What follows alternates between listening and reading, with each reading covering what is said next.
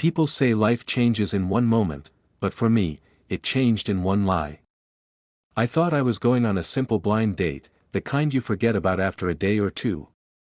But the girl sitting across from me that evening wasn't ordinary, and neither was her truth. When she whispered, "You don't have to stay if it's pity," I didn't know whether to walk away, or whether destiny had just handed me the person who would rewrite every rule I lived by. I never believed in blind dates. They always sounded like a dangerous mix of expectations and awkward smiles. But my cousin insisted. He said, "Trust me, she's perfect for you," and something in his tone convinced me to go. I arrived 15 minutes early, choosing a corner table so I could leave quietly if things got weird. But the moment she entered the cafe, something unusual happened. The room didn't go silent, I did. Her name was Era. Soft eyes, gentle smile, dressed simply but with a grace that made her impossible not to notice. She walked slowly toward the table, her steps careful, almost calculated. At first, I thought she was nervous, until I realized she was dragging one leg slightly behind the other. Before I could process it, she sat down and offered a shy greeting that we talked. And talked. And talked. Her laughter was light, the kind that clears a room in your chest you didn't know existed. She had opinions, dreams, sarcasm, everything I didn't expect from a date arranged through family pressure. I felt something in me soften, something unfamiliar. But underneath her smiles, there was a flicker, like she was hiding something. Halfway through dinner, her fingers trembled when she tried lifting the glass. She quickly shifted it to her other hand, pretending it was nothing. I didn't say a word, but she noticed. And suddenly the air between us changed. "I should tell you something," she murmured, her voice cracked. I waited. "I'm half-paralyzed," she said.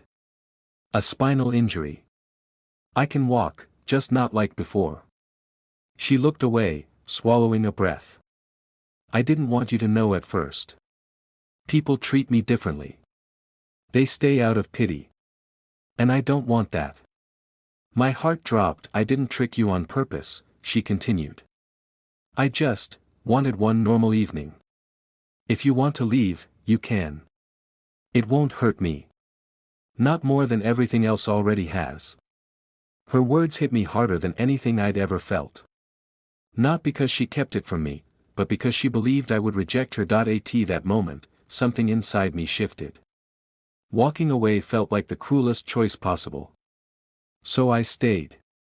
Not out of pity, but because her vulnerability pulled me in more than perfection ever could. Still, even as I smiled and told her I wasn't going anywhere, a small whisper in my mind kept asking, what else was she hiding? And what exactly had my cousin lied about? The night ended with a promise of another meeting, and a quiet storm beginning inside both of us. Our second meeting wasn't planned. I saw her outside the therapy center when I was driving home from work. She stood there in the fading evening light, clutching her bag, trying to balance on her weaker leg as she waited for a ride that never seemed to come. She looked exhausted, the kind of exhaustion people hide behind practiced smiles. That I pulled over. At first, she hesitated, maybe because she didn't expect me to see this part of her life. But then she opened the door and sat quietly, adjusting her leg with both hands. I didn't say a word. She didn't either. During the ride, she finally whispered, "You weren't supposed to see this side so soon." I asked her gently why she felt she had to hide it. And that's when she told me the real truth, the part my cousin conveniently didn't mention. 2 years ago, she had been in an accident. A hit and run. The driver never stopped, and the impact crushed her spine. She spent 6 months in the hospital, another 8 in rehab, learning to walk again. Her fiancé at the time, the one she'd planned to marry, left 3 weeks after the accident. He said he couldn't handle her new reality. That sentence, she said, hurt more than the injury itself. After that, she said softly, I decided not to let anyone get close. But your cousin insisted you weren't like that. So, maybe I lied to both of us. Her honesty felt like a blade, sharp, but cleansing. There were moments in life when people showed you who they truly were without meaning to. This was one of them. The girl who thought she was weak was, in reality, stronger than anyone I'd ever met, but strength doesn't erase fear. And when she looked at me, Her eyes held a question she was too afraid to ask, will you stay? Or are you just being kind? I didn't answer immediately. Not because I didn't know, but because I wanted my actions to speak louder than any words. So I drove past her home, straight to the beach. The air was cold, the sky painted with dying sunlight that we sat there quietly. She watched the waves, I watched her. You know, I said finally, you didn't trick me. You just protected yourself. And I get that.